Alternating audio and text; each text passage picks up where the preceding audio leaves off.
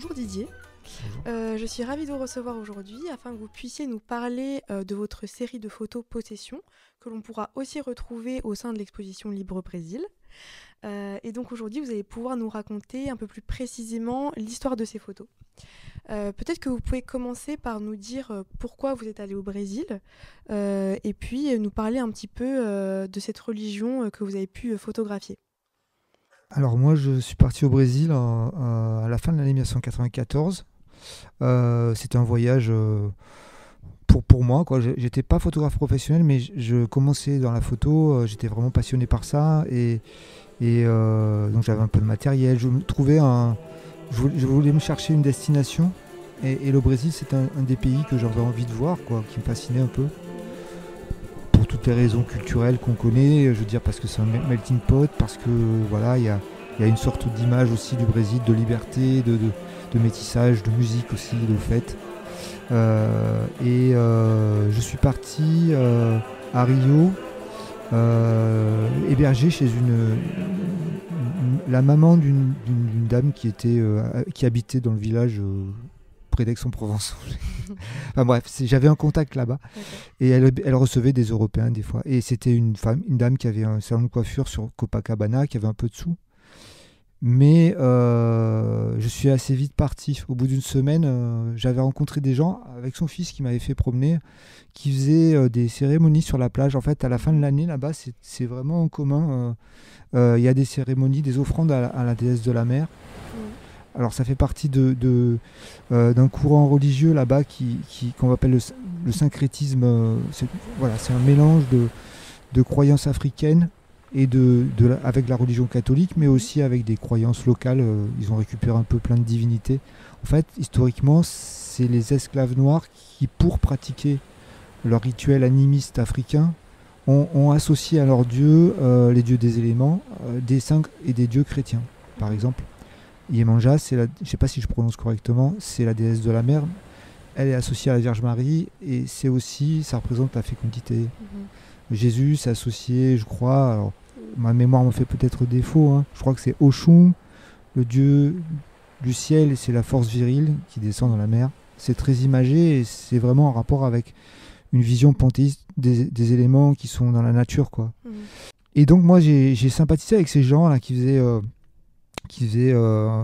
et d'ailleurs dans l'exposition il y a une photo en couleur un peu jaune parce que c'était la diapositive et donc c'était éclairé que par des bougies.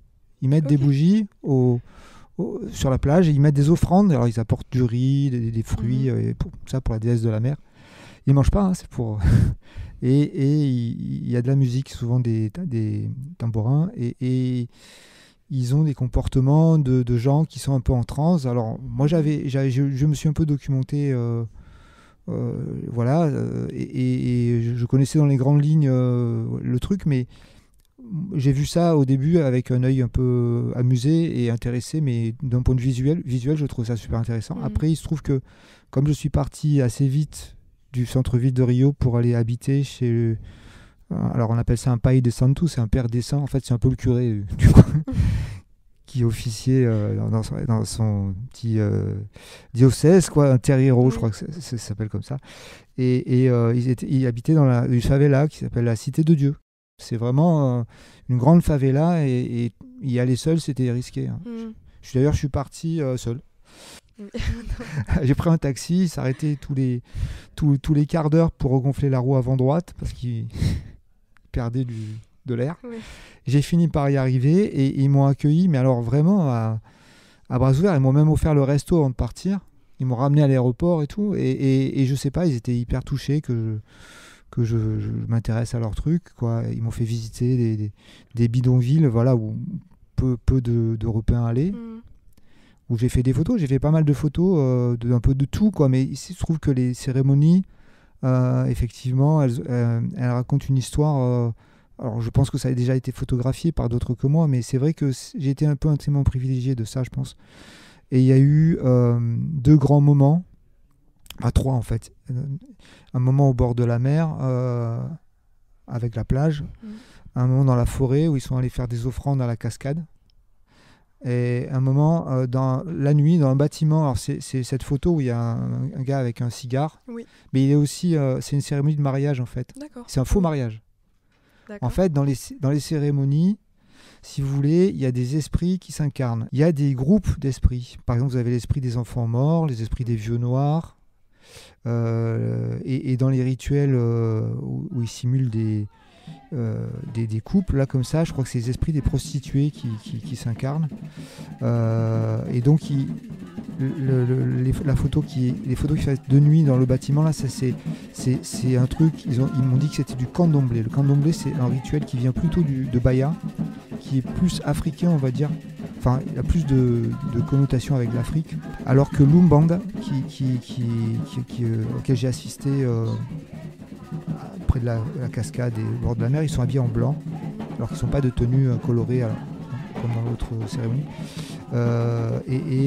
Ça fait un peu penser à des il y a un petit côté protestant, oui, parce que c'est très sobre, c'est très. Mais en même temps, pas du tout, parce qu'ils sont pris par des esprits, c'est pas du tout chrétien. Hein. Oui.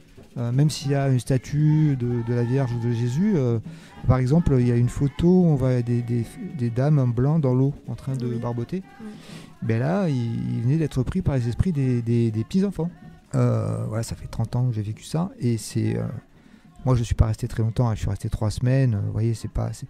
Mais j'ai un souvenir extrêmement prégnant, précis de ce moment qui m'a vraiment, je veux dire, moi j'ai regretté de ne pas pouvoir participer, de ne pas pouvoir aussi être pris par des esprits comme ça, parce qu'à un moment, je me suis mis à y croire aussi un peu. Là, on était en train de manger, on avait arrêté de faire de la musique et de danser, parce qu'ils dansent en fait avec des esprits, s'incarnent en des gens qui finissent par être guidés par le son d'une clochette, on le voit dans mes photos, et qui vont faire des free hugs, qui font des câlins aux autres. Genre, c'est assez incroyable. Il y a une catharsis, tout le monde pleure, ça fait du bien, je pense. Et là, d'un coup, la dame qui était assise à côté de moi, qui mangeait ces haricots, là, elle s'est mise à crier qu'elle était toute petite, et au soupe pequenini. Elle est allée dans l'eau, elle m'a éclabousé, et puis en 5 minutes, il y avait peut-être 20 personnes en train de se tirer la langue. Et le monsieur là, qui était le père des saints, qui était un monsieur qui avait peut-être la soixantaine, il me disait qu'il allait à l'école, qu'il apprenait l'anglais. Oui, donc voilà. Et il ne s'en rappelait plus du tout, après une demi-heure après, de ce qu'il avait dit. Hein.